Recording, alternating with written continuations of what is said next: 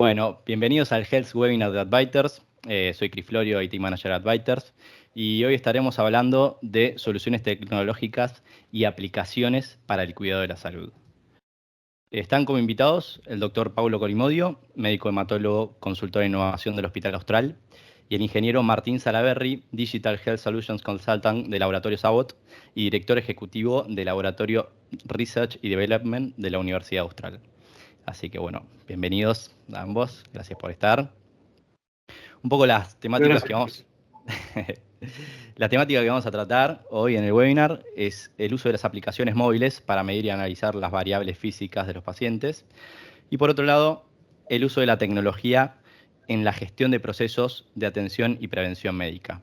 Hacemos esta distinción, ¿no? Porque por un lado está todo lo que es el uso de aplicaciones y tecnología que está visible para el lado de los pacientes, y por otro lado está todo lo que el paciente no ve, que por ejemplo utilizan las instituciones prestadoras de salud, laboratorios, etcétera, que acompañan el proceso de atención, pero que el paciente no tiene acceso. Son dos mundos que conllevan, ¿no?, bueno, al día a día de la atención de los pacientes, y que si bien se interconectan, tienen sus diferencias. Bien, un poco la idea es hacer una presentación de los invitados.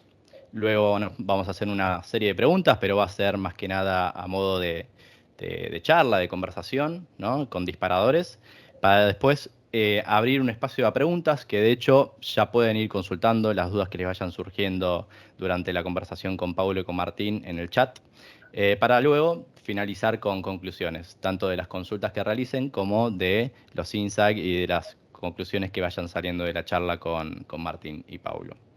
Así que bueno, dejo de compartir. Y bueno, si les parece, Paulo, ¿querés presentarte Bárbaro. un poco más en detalle? Bienvenido. Bueno, hola Cristian, hola Martín, gracias por la invitación. Les cuento, yo soy médico del Hospital Austral desde el 2004. Recorrí varios de los servicios, emergentología, medicina interna, internación, y ahora soy hematólogo del área de metástasis y trombosis. Me dedico a los pacientes que tienen eventos de trombosis, tromboembolismo y la clínica de anticoagulación. Buenísimo, gracias Paulo. Martín. Bueno, muchísimas gracias, Cris, por permitirme compartir este panel con Pablo y con vos. Yo soy ingeniero, después hice una maestría en dirección de empresas y estoy trabajando en salud y en innovación con tecnología en salud desde hace unos 10, poquito más, 10, 12 años. Trabajé independiente en algunos startups, haciendo historias clínicas. Trabajé dentro del hospital, que nos conocimos ahí. Después trabajo todavía en el laboratorio Abbott y estoy haciendo en el laboratorio también algunas cosas que impactan en salud. Así que, Gracias, Martín. Bueno, como ustedes verán, parte también de las temáticas tienen que ver con los perfiles, ¿no?, y con los invitados. Por ejemplo, está Paulo, que él tiene claramente contacto día a día con los pacientes, pero aparte, Paulo trabaja en innovación, ¿no?, en todos estos sistemas y desarrollos para la atención del paciente, y que tienen impacto también en lo que trabaja Martín, que es un poco más, si bien tiene contacto con el paciente, es más de la parte back. Así que bueno, estaría bueno un poco conocer los proyectos, desarrollos en los que estuvieron trabajando o en los que están trabajando, ¿no? Así que, no, si Paulo, ¿querés tomar un bueno, poco yo la posta? les cuento un poquito. Yo me meto en el área de, más que nada, de proyectos en el hospital, invitado también por Cristian hace más de un año y medio, con un proyecto muy interesante que era la transformación del hospital de día oncológico. En realidad era un proyecto que tenía una necesidad, que era ampliar la oferta, o sea, tener espacio disponible, porque ya estaba saturado, pero por otro lado tenía un desafío muy importante, que era brindar un servicio diferente, transformando todo el día a día, tanto de los pacientes como de los profesionales que los asisten, ya sean los administrativos, los médicos, las enfermeras, para brindar un servicio de mejor calidad y tratando de sacar los problemas del médico. Así que ese es el gran proyecto que estuve liderando en la parte de innovación y transformación. Y después en un proyecto que es propio del área donde yo estoy asistiendo como médico hematólogo, que es el área de soporte del tratamiento anticoagulante en clínicas de anticoagulación, los pacientes que tienen trombosis, ya sea ACV o tienen una arritmia cardíaca o tienen una válvula mecánica o tienen una trombosis venosa que tienen que estar anticoagulados. Así que ahí hay Buenísimo. dos desarrollos tecnológicos. Genial, genial. Ahora vamos a profundizar un poco en cada uno de estos desarrollos. Martín, ¿vos querés comentar un poco proyectos en los que trabajaste o estás trabajando? Sí, te cuento rápido. A ver, lo primero fue un proyecto de historia clínica para pacientes con hepatitis. Era como más especializado para el acompañamiento, mejorar la adherencia en el acompañamiento y ese tipo de cosas. Después trabajé en un proyecto donde ahí nos conocimos con Chris, para todo lo que era como una suerte de pre-triage, Sí. para redireccionar los pacientes al mejor lugar de atención y en el momento adecuado, ¿no? Entonces ahí trabajamos un poco con eso.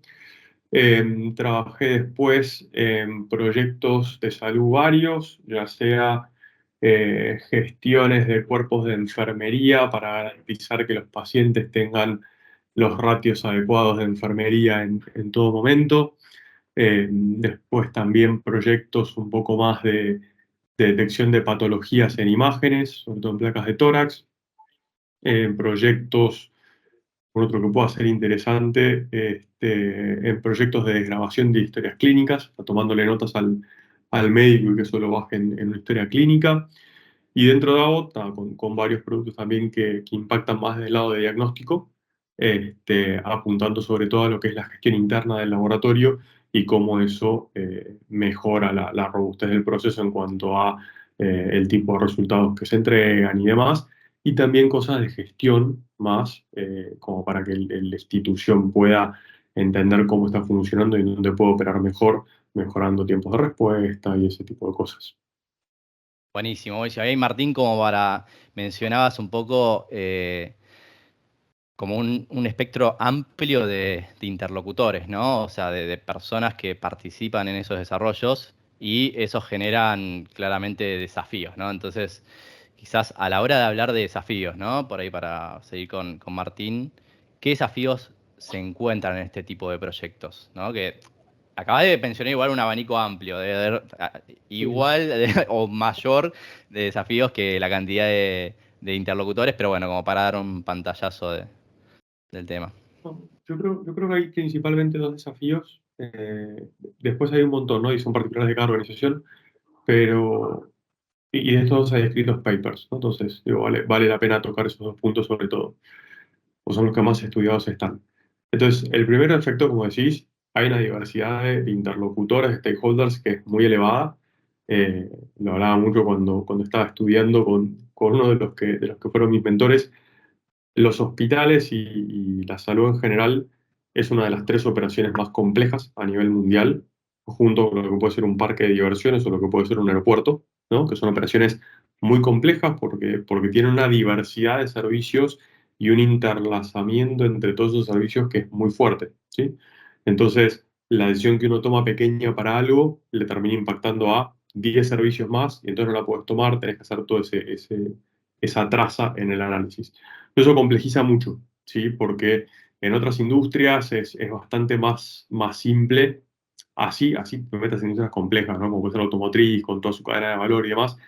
No es tan profundo el entrelazado y el entrelamado en el output. Mismo como lo que es la oferta de productos, ¿no? Que es mucho más elevada que en otras industrias. Entonces, productos entendiendo las prácticas que pueden hacer. Entonces, eso como complejidad le agrega una capa de complejidad muy por encima del resto de las industrias. Y después, por otra, el otro punto que me parece que es importante tocar es en cuanto a la gestión. Sí, sobre todo si te miras dentro de lo que es América Latina, la gestión está más retrasada en cuanto a formación, educación formal, ¿sí? Respecto a lo que es Europa, respecto a lo que es Estados Unidos, y en lo que hace a la adopción de tecnología y el entendimiento del impacto de la tecnología en la operación sanitaria y en consecuencia en el paciente, también se hace un poco más lejano, ¿sí? O más lejano de entenderlo y de verlo.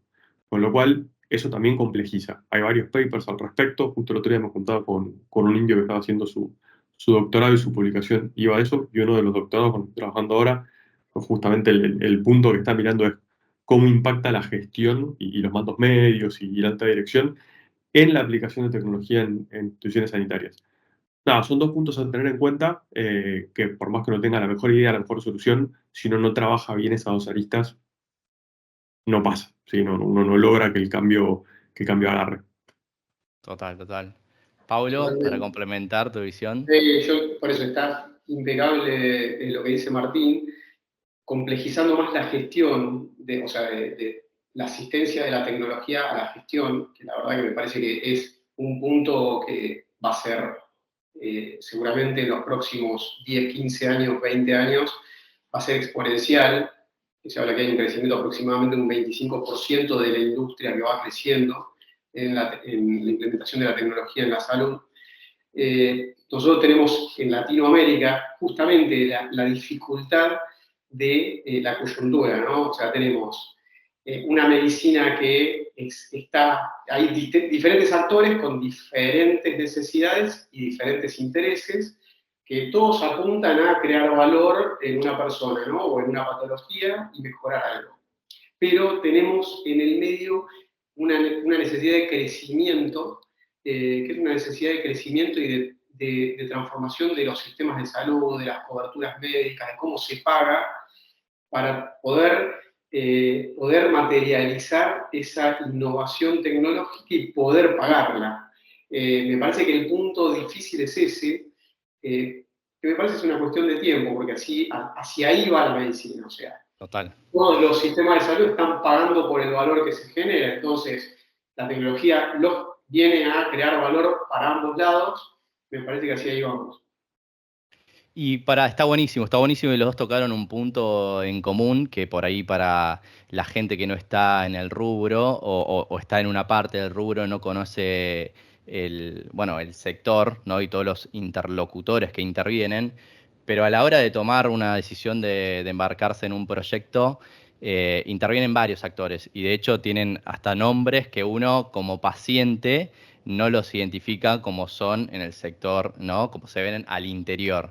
¿No? ¿Quieren comentar un poco, o sea, cómo es el sector en sí, cómo se estructura, ¿no? Prestador, financiador, etcétera, como para entender un poco qué interlocutores, ¿no? intervienen en un proyecto? Poner que hay un PM, un arquitecto, un analista de sistemas, etcétera, sino que, bueno, hay un montón de tomadores de decisiones del sector. Como, Totalmente.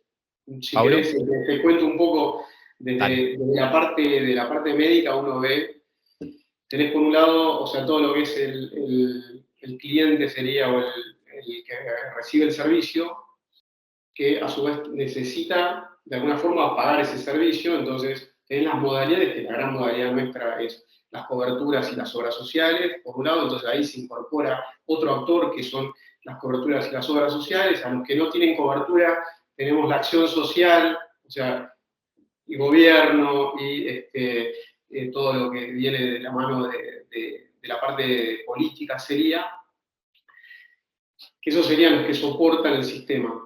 Después tenemos el proveedor del servicio, que el proveedor del servicio son todos los hospitales y hospitales públicos, privados, sanatorios, clínicas, consultorios particulares, que a su vez necesitan tener una conexión con los pagadores, pero que el paciente es como que es un interlocutor que trae y termina siendo el final sería de la transacción, pero ahí hay una interacción entre el que ofrece el servicio y el que lo paga. Y por otro lado tenemos todo lo que es la industria, ¿no? La industria ya sea, la industria tenemos tecnológica por un lado, que son todas las tecnologías de salud en aparatología médica, para los sanatorios, instituciones, las industrias de los fármacos y de los dispositivos, que también son los que están generando todo el tiempo innovaciones y nuevos medicamentos, nuevas investigaciones, nueva aparatología que asiste al final, que es el que brinda el servicio, pero que tiene que lo tiene que incorporar una institución. Eso sería como a grandes rasgos todos los stakeholders. No sé si Martín, ¿querés agregar algo más?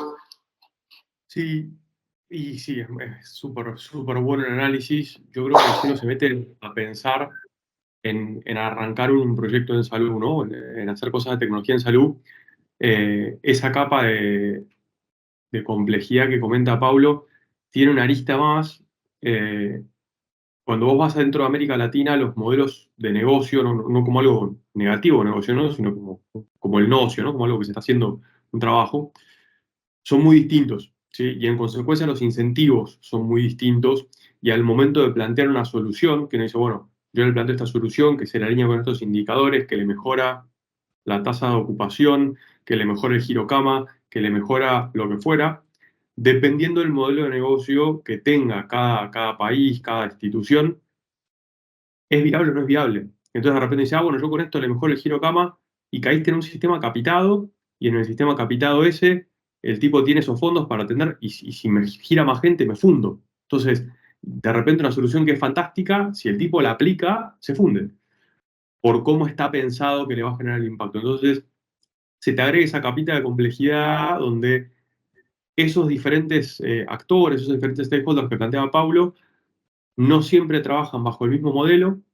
En muchos casos, la misma persona física o jurídica, no importa, puede ocupar más de una silla, ¿sí? Porque es un sector que no solamente está integrado verticalmente, sino que matricialmente. De repente, en un lado es prestador, en el otro es financiador, y eso complejiza mucho el análisis. Entonces, las soluciones que yo vi que mejor permean son las que tienen un impacto muy directo, ¿sí?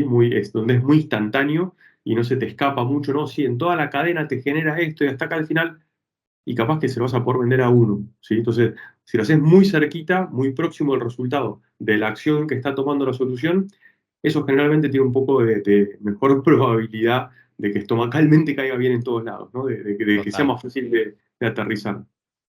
Y es un gran punto ese de Martín, que tiene que ver con los beneficios, ¿no? Con los beneficios que se obtienen del desarrollo de aplicaciones, de plataformas, ¿no? De soluciones tecnológicas que obviamente obtienen beneficios para las instituciones, para la industria y para el paciente.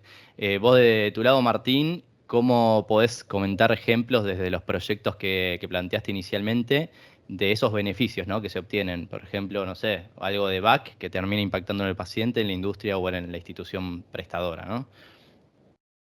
Sí, eso se ve en todos lados, sí, y está muy atado con lo que te comentaba al principio de- del entrelazado que tenés entre los diferentes servicios que tenés en las instituciones, ¿sí? El riesgo que tenés más grande, me animo a decirte, no es que no tengas el impacto, y ahora vamos con algunos ejemplos claros y rápidos. El riesgo más grande es que por la complejidad de esa red, de ese entrelazado que tenés en la salud, no logres medir ese impacto o se te dificulte medir ese impacto y entonces no lo puedas capitalizar, ¿sí? Porque después tenés miles de goteras de pérdida de dinero en cualquier institución sanitaria, entonces el impacto que vos generaste, si vos no lo lográs medir efectivamente, al final no pasó, no, después se diluyó con otros efectos negativos. Entonces, eso me parece que es el riesgo más grande por la complejidad que tiene de medirlo. Impactos después claros, hay un montón, no sé, desde no sé, cosas que uno hace para bajar la cantidad de repeticiones que uno hace de un test en un laboratorio y eso termina haciendo que el resultado salga más rápido y como el resultado sale más rápido, el médico tiene el resultado más rápido y como el médico tiene el resultado más rápido, lo puede atender al paciente antes y como lo puede atender antes, redunda en que la cirugía se la hace más pronto. Decís, ¿y qué hiciste? Menos repeticiones de un test porque eran innecesarias. Claro. Sí, el impacto es muy directo, sí, siempre termina repercutiendo en el paciente. Yo ahí siempre jorobo con la idea de que bueno, es un cambio de operaciones en salud o es un cambio clínico. Claro. Y no existe, ¿no? Son las dos caras de una moneda. Cualquier cosa que hagas clínicamente va a impactar a nivel de operaciones, cualquier cosa que hagas en la operación va a impactar clínicamente, ¿no? No son dos Está partes, buenísimo. sino que es un continuo y toca entender cómo juegan juntos. Es Pablo. perfecto lo que dice Martín, o sea, Sí. ahí el gran desafío es lograr sería ese link entre lo que es la gestión de, tanto de la operación como la gestión de gobernanza de una actividad y el servicio. O sea, ese link de poder entender que la tecnología logre que se entienda perfectamente lo que se necesita desde el área de operación del servicio Estamos hablando netamente de alguien que está en un consultorio y que necesita, por ejemplo, hacer un diagnóstico rápido o que no se le pase un diagnóstico y que ahí la inteligencia artificial y el análisis de datos te puede ofrecer mucha, sobre todo, por ejemplo, en una guardia donde ves muchos pacientes seguidos y de repente no se te tiene que saltar algo, hasta la parte de auditoría de la actividad, que si vos lográs tener un sistema aceitado, decís, bueno, ese estudio no se pide para este síntoma o signo de paciente. Total. Hasta la parte de suministro de medicamentos, es decir, no, ese medicamento no va para esta patología o no se administra de esta forma de administración. O sea, el abanico de acción es tan grande que se necesita que los dos actores, tratar de entender qué es lo que se necesita y que el equipo desarrollador que trabaje de la mano de el que lo efectúa para decir, bueno, estoy haciendo algo que va a solucionar realmente desde los dos puntos de vista, ¿no? Claro, está buenísimo, Pablo. Y tengo una consulta y me surge el concepto de medicina preventiva, ¿no? Porque hasta ahora venimos como hablando de soluciones o de cómo resolver problemas, pero ya hace un tiempo que se viene hablando de lo que es medicina preventiva para no estar solucionando, sino tratar de ser preventivos, ¿no? En la salud de los pacientes. ¿Cómo pueden ayudar estos desarrollos, ¿no? Estas nuevas tecnologías en la medicina preventiva? Podemos hablarlo a nivel internacional y también de cómo estamos actualmente a nivel regional, por ahí. A ver, te diría que desde lo que es medicina, nosotros te digo, Sudamérica, Argentina particularmente, tenemos poco desarrollo. O sea, estamos muy rezagados. Los países que más desarrollan, que están, serían el norte, ¿no? Estados Unidos, Canadá, Europa, están mucho más metidos en el análisis de datos, ya sea preventivo, estamos hablando desde la salud física en una persona que no tiene nada, que mide tanto la cantidad de pasos, la actividad física, el entrenamiento, y alerta sobre situaciones que pueda tener una acción desde ese lado, como también desde el área de la industria, que está muy fuerte en tomar acciones de prevención, ya sea con la tecnología para hacer vacunaciones masivas, como también, por ejemplo, prevenir resistencia a antimicrobianos. Entonces, tratar de seleccionar drogas que sean que generen menos resistencia para las floras microbianas que están. Hay un montón de ejemplos que uno puede implementar, hasta algo concreto. Uno lo baja, por ejemplo, desarrollos que son desarrollos de análisis de datos. Un dermatólogo, ¿cómo asiste la tecnología, por ejemplo, a un dermatólogo? Hay software que te analizan las imágenes de los lunares, o sea, y te afinan, pero por 100, por 1000, el ojo del médico. O sea, Y consulta, Paulo, aprovecho el paréntesis para avisar que, bueno, que pueden ir haciendo consultas en el chat, ¿no? Y después las vamos a ir respondiendo. Pero consulta, ¿cómo estamos hoy con el uso de este tipo de tecnologías? O sea, ¿se están utilizando actualmente en Argentina, por ejemplo? Caso del dermatólogo. es difícil, te diría que está en la fase de investigación y de comienzo de una implementación. O sea, lo que se está utilizando, te diría que sería más todo lo que es realidad aumentada, porque es así, realidad aumentada y de precisión, por ejemplo, en robótica, donde sí, por ahí un robot asiste a un cirujano, Sí. o sea, el cirujano lo que hace es el Da Vinci, ¿no? En El Da concreto Vinci. es el Da Vinci, donde el cirujano, para una cirugía tiene que ser una cirugía de precisión, apunta muchísimo, es como un comando de un avión donde tienes un montón de cosas que no van a pasar. ¿Por qué? Porque está afinando mucho esa red de acción del cirujano, ¿no? Por un lado. Aclaramos que el Da Vinci es un equipo quirúrgico, ¿no? Para el que no sabe. Claro, es un robot, o sea, se hace cirugía robótica, donde se entrena el cirujano, requiere un entrenamiento, y el cirujano va a estar trabajando sobre el robot, o sea, con las manoplas en el robot, y no va a estar adentro del quirófano, sino va a estar en una consola de trabajo. Y por otro lado, la asistencia también de la realidad aumentada y el análisis de datos en todo lo que es la tecnología de devices, y donde por un lado, te puede reconocer células anormales en un laboratorio, cuando uno va a hacerse un análisis de sangre, y de repente en el hemograma se asiste por imágenes a un microscopio donde van pasando los estudios que se hicieron durante el día, y de repente puede detectar una célula anormal y alertar, que por ahí, si no está vista con un ojo muy entrenado, pasa desapercibido, por ejemplo, ¿no? Tal cual. Martín, de tu lado, sí, por el lado más back o de experiencia que tengas No, respecto a... interesante rescatar, fíjate cómo el spread de complejidad es bien amplio, ¿no? Y cómo a veces, sin tener que ir a cosas complejas, porque uno piensa en lo que puede hacer con Da Vinci son millones de dólares de desarrollo hasta que se llegó a eso. Perdón, y Y acá en cuando uno Argentina mira, creo que tenemos dos, ¿no? O sea, digo, para poner creo que hay dos un empresas. número, Sí, sí. dos equipos de esos en Argentina. Sí.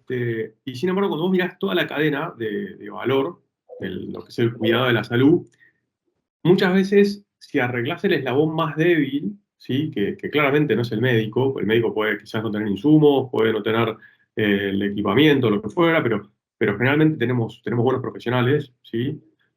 Uno se puede encontrar que quizás el eslabón más débil es el paciente, ¿sí? O la persona de recepción que lo atendió al paciente, porque no pasó bien la orden, porque el chico que transportó una muestra de un lugar a otro, ¿sí? En la moto, y la sacudió de más, ¿sí? O el paciente que no hizo el acompañamiento adecuado, el seguimiento adecuado de su postquirúrgico, de una remisión, y se muere. ¿Y por qué se murió? Se murió por no ir al médico.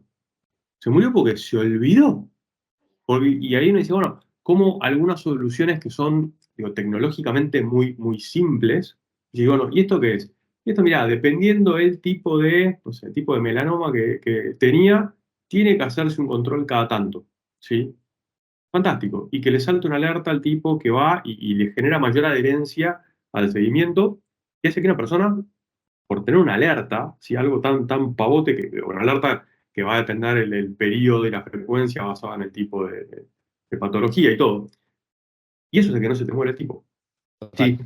O tener una campaña de vacunación, como decía Pablo, si trabajamos con un grupo de pediatras, en acompañar de una manera que el padre pueda seguir las vacunas de su hijo. Decís, y la verdad que sí, pero la libretita es una fiaca. Yo tengo 4 hijos. Y la verdad que llegás a la consulta con el pediatra con los 4 y decís, uy, y la libreta, uy, me dejé la de tal, y no, a ver si esta se la di. Entonces son cosas que, y no salimos de la libreta firmada, ¿eh? O sea, estamos en el 2024 y tenés que tener la libreta firmada, es una cosa totalmente arcaica y que no se te moje, ¿no? Que cosas cuando tenés chicos, las madres no se caen, ¿viste? Son cosas que no pasan nunca. Entonces, esas soluciones que son muy simples en lo que hacen a prevención, quizás no te hace falta ir a cosas complejas, sino identificar cuál es el eslabón más flaco de la cadena y con algo sencillo a nivel tecnológico que hoy en día está súper disponible, súper widespread, con mucha adopción, le podés fortalecer, robustecer eso y te genera una caída en la cantidad después de enfermedades infecciosas. ¿Por qué? Y porque te subió la cantidad de vacunaciones o te baja la Total. cantidad de muertes. ¿Por qué? Porque hubo más adherencia a un acompañamiento, ¿no? Entonces, eso me parece que es. Ah, buenísimo, Martín. Y ahí en un momento mencionaste riesgos, ¿no? Que hasta ahora venimos como viendo beneficios, ¿no? De todo lo que genera la tecnología respecto a, a los wins, ¿no? A qué se gana, ¿no? A través de la implementación de esta tecnología. ¿Qué riesgos pueden conllevar esta inclusión de tecnología, ya sea por desconocimientos, por tiempos, ¿no? O sea, ¿qué tipo de riesgo puede llegar esta innovación tecnológica en lo que se está desarrollando hoy en día en salud? Yo creo que ahí tenés como de vuelta, va dependiendo del actor, ¿no? Y el grado de conocimiento del actor. Entonces, tenés riesgos que te pueden pasar por parte del que usa la tecnología, ¿sí? Y entonces que no entienda bien cuál es el fin real. Ah, sí, esta aplicación te dice y te toma la presión con la luz del teléfono. No, sí, porque el reloj te toma específicamente las pulsiones. ¿sabés cómo funciona de verdad? Claro. Porque digo, el sensor que funciona de verdad es el que tenés en el pecho. Súper discutible, ¿no? Pero digo, lees el manual y lo discutimos en serio, si querés. Entonces, cuando uno empieza, claro, cuando uno empieza a de verdad meterse, decís, bueno, como usuario, a veces uno asume ciertas funcionalidades, ciertas cosas, y en base a eso toma decisiones, ¿no? Y decía, no, pero medio perfecto. Bueno, pero pará, ¿perfecto con qué rangos? ¿No? Claro. En medicina uno habla mucho de lo que es la especificidad de los métodos, y yo decía, bueno, pará, como persona, como corriente, ¿sos consciente de qué tan cierto es la información que tenés como para poder decidir? Entonces, del lado del Total. que lo usa, tenés unos riesgos que en muchos casos pueden ser por ignorancia, ¿sí? Y porque de repente una empresa que no está tanto dentro del rubro de salud hace un marketing más general y no está tan ayornada a lo que pueden ser las empresas de salud que hacen marketing y que sabes muy bien qué cosas comunicar y cómo comunicarlas porque entendés que si alguien entendió de manera equivocada, le puede costar la vida a alguien. Y después por el otro, que toca entender, bueno, tenés dos cosas más, ¿no? Tenés unas cosas a nivel de seguridad informática que son divertidas de tocar, y tenés, sí, sí, el otro día lo conversábamos con un speaker en una charla, y decía, bueno, sí, te hackeo, ¿no? Te hackeo el teléfono y te robé los datos, no sé, te hackeo WhatsApp y le pedí a toda tu familia que nos done $10.000, ok, sí, es un problemón, le pasó a un montón de gente en pandemia.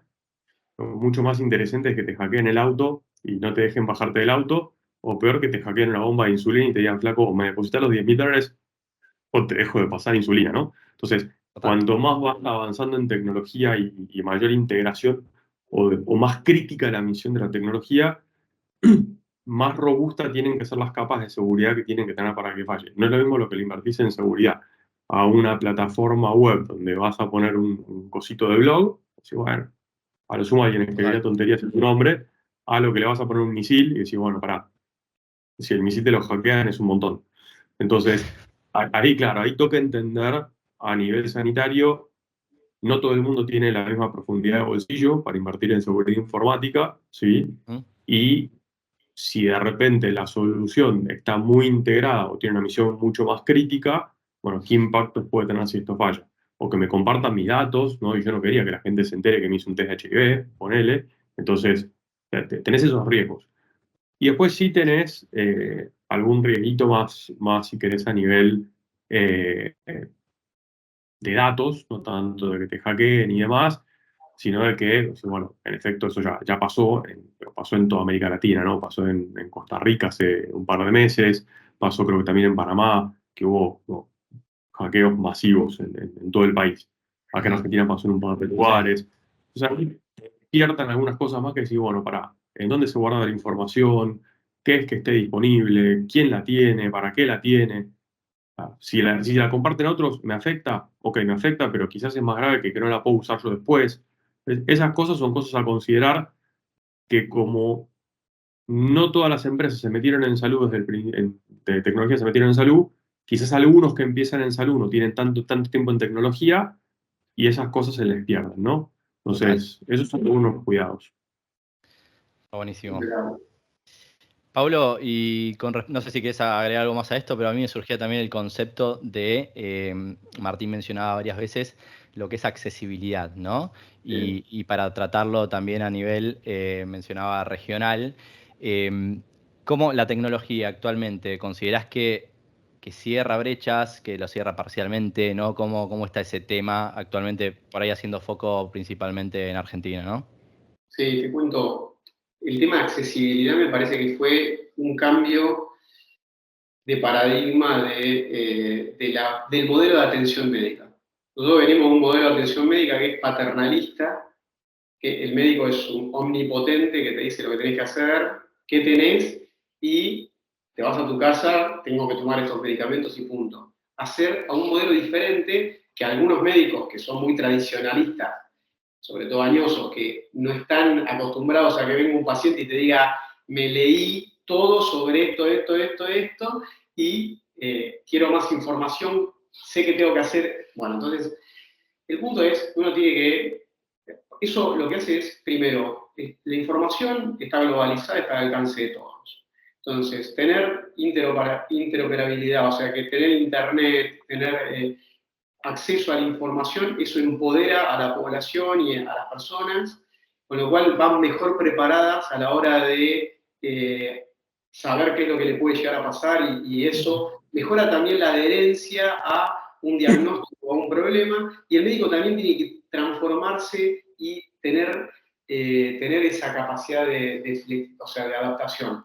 Eso por un lado, que es la información. Por otro lado es que a su vez hay plataformas que te mejoran el acceso a turneras, a tener un turno antes si vos tenés un problema, como por ejemplo hay un triage del otro lado del área de un sanatorio, por ejemplo, y evalúa la gravedad de un síntoma o un problema, entonces te puede adelantar un turno.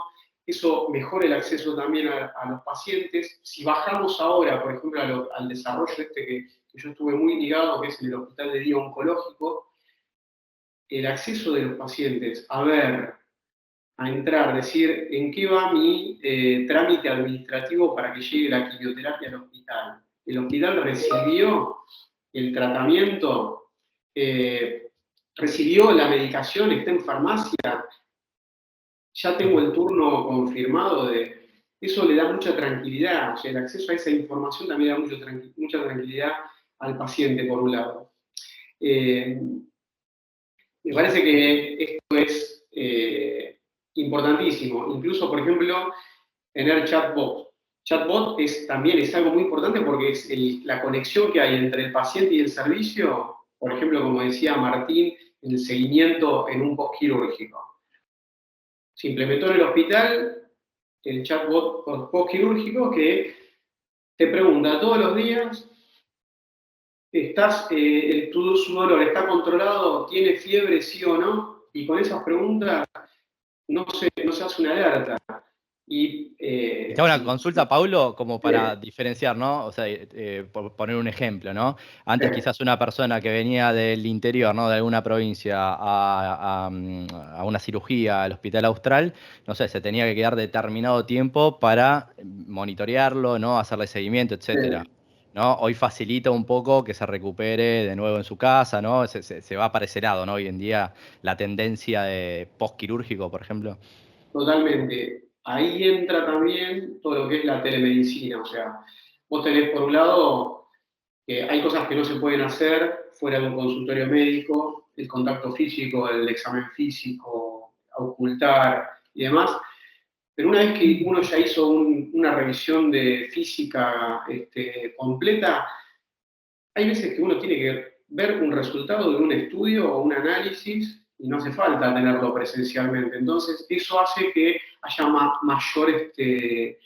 mayor accesibilidad geográfica, diríamos, de los pacientes. Incluso en pandemia a mí me ha tocado atender pacientes que estaban internados en sanatorios en otros países porque no estaban confiados de lo que estaba pasando. Eso Claro. fue mediante telemedicina, o sea. Me parece que eso es el futuro del cambio de atención, ¿no? Y también para todo un tema de cambio de atención está el tema de el paciente como responsable, ¿no? Y esto por ahí una última pregunta, como para ir redondeando el webinar con un montón de contenido, ¿no? Y también a modo de concientización, ¿no? Porque todos somos pacientes. ¿Cómo es la situación actual, ¿no? De esto que decías vos, de el empoderamiento del paciente? Cómo esa tendencia que está cambiando como para que el paciente se haga responsable, ¿no? También de su enfermedad y apuntar a esa medicina preventiva que decíamos antes, de no estar resolviendo cuando ya es tarde, sino prevenir, ¿no? ¿Cómo ayuda la tecnología a esta nueva tendencia? Mira, te lo cuento desde, por ejemplo, la atención que yo hago todos los días en clínica anticoagulación para hacerlo bien gráfico. Nosotros tenemos el sistema de que el paciente recibe un link el día antes a la consulta por su casilla web, su email, entra en el link, llena una planilla de preguntas concretas que nos van a brindar al que lo atiende, ¿de acuerdo? Y al otro día va y se saca sangre y a mí me llega en la plataforma de control de anticoagulados la planilla del paciente donde dice qué medicación tomó, cómo tomó la medicación y una serie de preguntas que son las preguntas que a mí me interesan saber para poder decir, bueno, coincide que le cambió el resultado de laboratorio porque hizo tal o cual cosa. Entonces, eso por un lado a mí me da toda la información como para yo poder asistirlo desde el sanatorio a una persona que está en otro lado y que completó la planilla y que mandó el resultado del análisis. Y por otro lado también tener la alerta del paciente, tener, primero, recibir toda la información de cómo tiene que seguir su tratamiento y por otro lado tener un control de cuánto tiempo con alertas de que ya pasaron 45 días y tenías que controlarte a los 30 días. Eso mejora mucho la adherencia y el paciente también se hace responsable un poco también de la atención, ¿no? No es solamente ir al consultorio y que te digan tenés que hacer tal o cual cosa. Total, total. Y en un sector que, como sabemos, a nivel mundial y local está complicado, ¿no? De hecho, la pandemia dio muestra de esto, en donde se busca una medicina un poco más costo efectiva, claramente. Bueno, la verdad que, nada, hasta ahora un montón de conceptos, ideas. Un poco de mi parte, si les parece, hacer un repaso, ¿no? De lo que fuimos conversando y darle tiempo, bueno, al público. Si surgen consultas, las pueden anotar en el chat, escribir y bueno, y las vamos contestando con Pablo y con Martín. Bien. Pero un poco estuvimos hablando y yo voy mencionando las temáticas y si quieren Pablo y Martín reforzar o hacer algún comentario, bienvenido sea. Estuvimos hablando un poco de la usabilidad de las aplicaciones, más que nada médico-paciente, del concepto de medicina preventiva, reducción de enfermedades prevalentes, eficiencia en gastos de investigación y reducción de resistencia a fármacos, el acceso a Internet, ¿no? Con dispositivos móviles que permitió obtener más información. De todos modos, no todos tenemos acceso a la misma calidad de servicios de salud, más allá de que de manera con telemedicina se puede acceder a servicios diagnósticos, después quizás la atención en el lugar no es la misma para alguien que vive, no sé, en Jujuy o en Tierra del Fuego que para alguien que vive en Córdoba, Buenos Aires, ¿no? Rosario. Telemedicina, monitoreo remoto, chatbot y IoT para la atención de principales enfermedades, ¿no? Que Paulo mencionaba que hoy en día las principales enfermedades son las cardiometabólicas, ¿cierto? Eso es un poco lo que fui tomando nota de conceptos. No sé si alguno quiere hacer algún comentario más a modo de conclusión, si surge alguna consulta en el chat.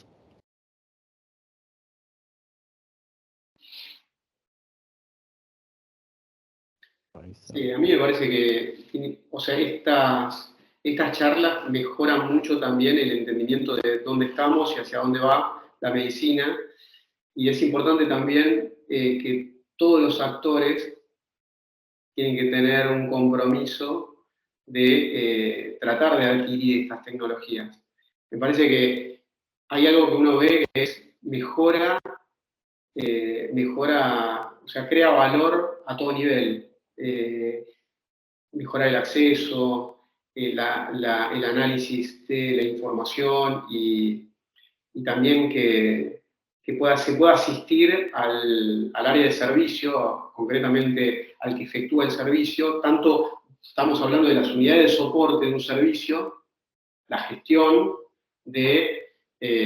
interna de un sanatorio, un hospital o una clínica, o una historia clínica que sea adecuada a una necesidad, con puntos importantes para que no se le pase a un médico, por ejemplo, y también al médico, que el médico tiene que avanzar y también empezar a adquirir esas tecnologías y empezar a entender un poco mejor que esas tecnologías van a mejorar su actividad.